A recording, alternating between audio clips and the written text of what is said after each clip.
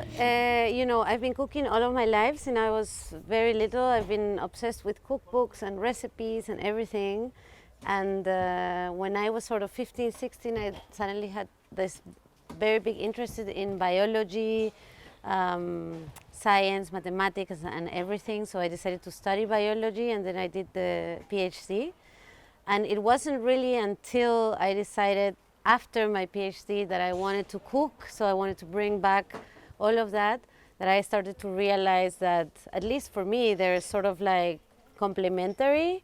I feel like the science brings a bit the rationality and the experiments, but also the way of thinking to making recipes and being creative, whereas the love, obviously, for food and cooking and culture brings all of what's necessary with the energy, with the heart and all of that. So I feel like, you could see food or cooking in every sense a science, because fermentation or even adding lemon to a tomato is going to have a reaction there. And there's always a way to sort of understand what's happening. But there's also the part of the scientific research, that joins them. So we're here at Roots Radicals. What is it and what are you doing? Yes, so it was when I actually decided that I wanted to do cooking that I sort of got invited to do a sourdough bread workshop, and that's when I saw this similitude, or that everything had a very big understanding, but I also started to really have a very deep love for artisanry cooking and slow food, and allowing time to sort of take its course and develop in the flavors. So I think throughout my career of cooking, which also took some turns in restaurants and studies and everything, I started to become much passionate about the culture, the recipes, the preservation. So not only the bread, but the butter that you put in the bread and how to make it, or how now I want to make my own jam, and sort of starting to bring all of this up.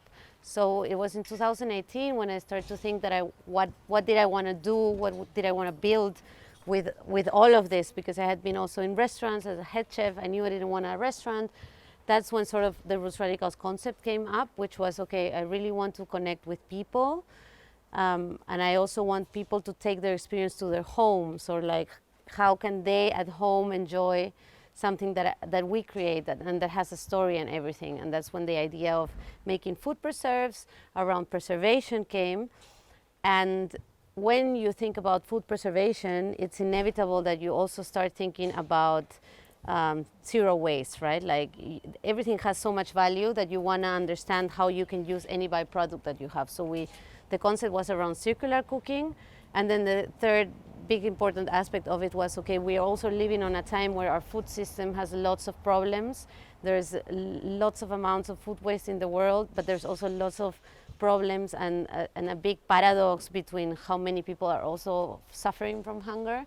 So that's when I sort of brought the next very big concept about Roots Radicals, which is also cooking with rescued food and trying to use the food that has been, for any reason, seen as not good enough for a supermarket or for industry, that we take that, and that's the main basis with what we cook. So you, like, what I understood is you have a circular way of cooking with zero waste, and you make a lot with preservation techniques, so Haltbarmachtechniken. And how does it work here? So you buy stuff and you make a product and you sell it, or what is the concept of Roots Radicals? Yes, so our mission is to reconnect people with good food. That's like the end mission. So that's when I was saying to you that people was very important for us. So we have also a very big pillar around education. So things like this are things that we love to do, to sort of explain what we're doing. Ultimately, it all starts with a food product, and in order to sort of save food from being wasted, it has to be a collaborative action. So we don't go and rescue ourselves, because otherwise we would be a company that dedicates itself to that. We work with other companies that are in charge or are looking into talking to the farms or talking to the supermarkets and receiving what's no longer needed or wanted by them, or that they cannot sell. No, there's many reasons why this happens. So we buy from them, and then the product arrives in our kitchen and we transform that. There's different ways. You'll see the universe of products that we have when we go in. There's hot sauces, there's chutneys, there's marmalades, and there's also the idea of one product sort of like becoming a constellation or a family of products, because when we use cauliflower to make a relish, we use the leaves then to ferment them into kimchi. If that relish has also onions, the trims and the peels of the onions become another product. So it's actually like abundance, and it's a concept of abundance, no? So making the products, communicating the transparency through also a very creative company. We're young, we want to bring bold ideas. We don't want to have a label that is the normal things, you know, so we bring colors and things to sort of be also attractive and in communication with everyone. And in our label, we communicate the amount of waste that you're helping also collaborative save, right? And what's happening with the products. And then the educational part. We give workshops, we do community dinners, we do tours and sort of things. Okay, so when I was here last week, I had a feeling it's like a co-working space for gastronomy startups. So when you take the zero, so how do you work together? Yes, so exactly. There's 7 different businesses here. We are the only ones doing zero waste circular cooking, but they definitely love that because, for example, Danny, who makes caterings for kids, for kitas in the morning, he has a lot of byproducts. He's peeling potatoes, and I'm like, Danny, save me the potato peels. I have a catering this week, so you're actually going to have those potato peels tonight. And I mean, they're bio potato peels. He's peeling them. Instead of throwing them to the trash, he gives to us, and then we do something with it. So we're also working circularly that way. He's avoiding waste himself, and he's also saving money because he's not throwing to the trash. And then like that in this sort of little circular society. But for example, we have also worked with Supercup, a supermarket that gives us their old bread, and we take it in and we think, what do we want to do with this bread that is sort of flavorful and brings back something cool and a story. So we made like with it, we take like 3 different blends of pan grattato with different flavors and brought it back to the supermarket. So we're always looking to have like this collaborative effort to close loops. I think without collaboration, it's impossible to think to solve a problem on its own, no? And when you were talking before about multidisciplinary, I think that's the sort of important open mind frame that is needed when you're talking about how you want to do a business in the future. I mean, I have no business background. I did not think, oh, this is the trend that we're going to. This is absolutely the reflection of my soul as also an artist that I think I am, you know, and everything. So the ways that we figure out things is always through thinking, okay, you know, like in the future, if we have our own location, we might end up with more plastic from, I don't know, things that we buy. So who can we find that is doing something cool with plastic, about recycling, about recentering our workshops, and then start making this sort of universe bigger, no? So from a small society of 7 companies here to like bringing it bigger. And I mean, from Beno here, that we know each other, we've also collaborated somehow together, and there might be some future interesting things happening. So it's always like the important part. So this means that you cannot plan before, no? You don't, or are you planning with the catering?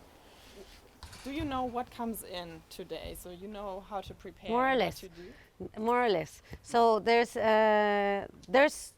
some experience already. I founded the company in 2019, and I sort of started to produce end of 2019. So by now it's, let's say, 20, 21, 22.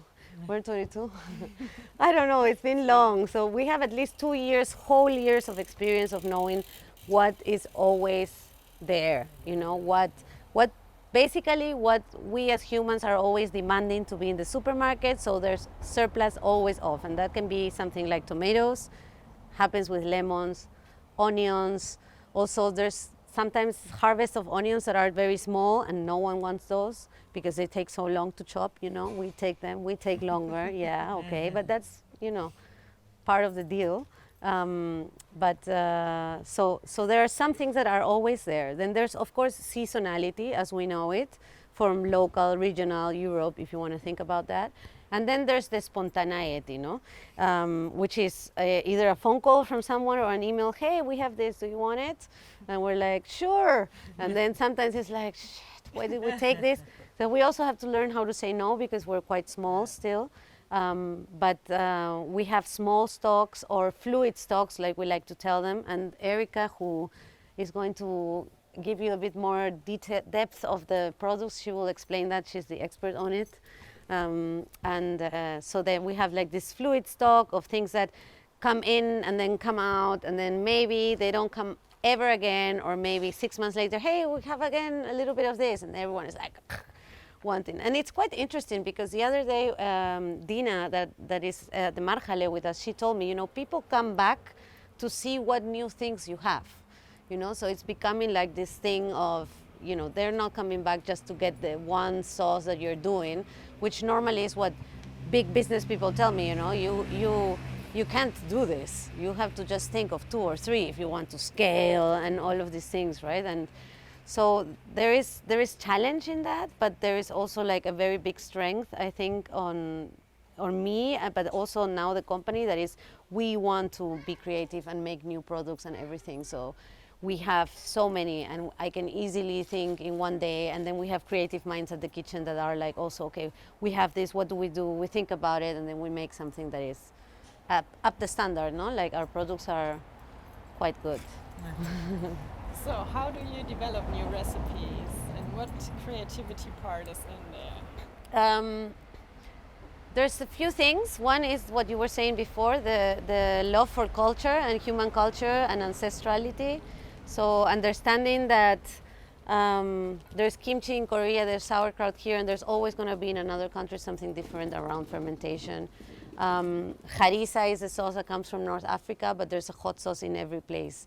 So trying to sort of, there's a way that is about honoring the cultures and understanding how did they use it. So we have this product, okay, what can you do with this that is not only what I know? So deepening a little bit the research and starting to try them and see what happens with that. Another is around memory a lot as well. Like there's recipes or things that I used to eat and they make me very happy. And for that regard, now it can be anyone in the team, of course. Oh, why don't we make this? It was so delicious when my grandma, or we have the pickles, right? And I really wanted to make the pickles of the McDonald's burger that I'm not really going to have again, right? But it's the idea of these pickles in the burger that were so good. How do we make them, right? And then this is a recipe that you sort of aim to create. I think it's like that, basically, and sometimes it's also through technique, right? A little bit, so why don't we do that or this or this? But then we have also a very big diary where we write everything that we do, so we remember, and we sort of like always have like this habit of, and that comes from me, that I'm teaching them how I did it at the lab, right? So putting the day, doing what you did, so then if you have to repeat that recipe the second time, you're not like, oh, how did I do that? But you remember a little bit because you have it there. And then it all goes into percentage graphics.